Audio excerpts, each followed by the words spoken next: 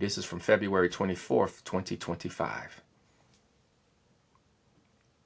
You may not like what she has to say, but as long as she's speaking from a place of truth, then I think there's a place for her.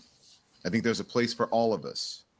I think there's a place for people who are pro-Black, blackity black, unapologetically Black, speaking for Black people in ways that many are afraid to do because they don't want to lose their jobs, even if they're Black.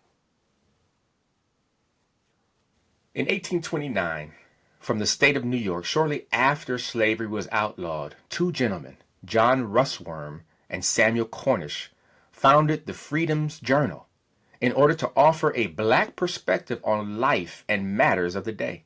In their words, we wish to plead our own cause. Too long have others spoken for us. Too long has the public been deceived by misrepresentation in things which concern us dearly.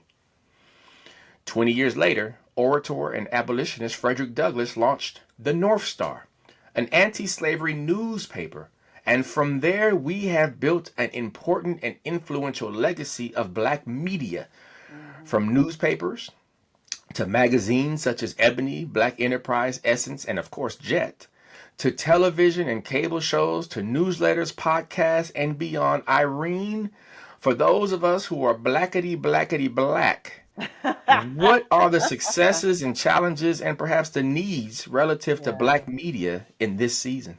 So let me go back to Joy Reid, because I need to just say here that I still am a big fan of Joy Reid. And I watched her when she got the show, when she first got the show to the very last show. I'm disappointed that she and her entire team were just flat out let go with no opportunity to work at MSNBC, in a different capacity. Mm-hmm. That bothers me in many ways here.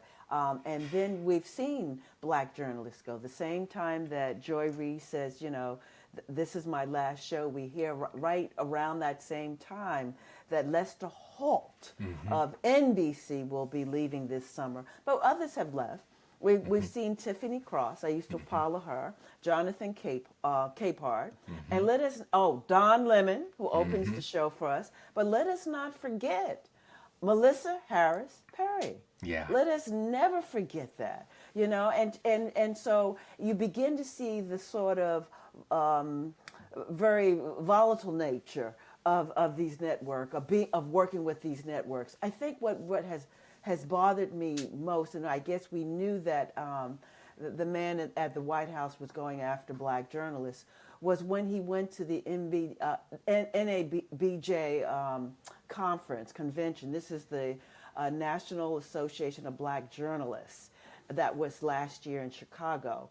And he got on the stage. He was mad. He didn't want fact checkers, if you remember. He made many false and misleading statements like he would. He then went on with this disgraceful questioning the Blackness of Kamala Harris, if you remember that. But one of the things that you got to understand, that the Black press has always been uniquely, suited to expand Black representation and our understanding of the world around us.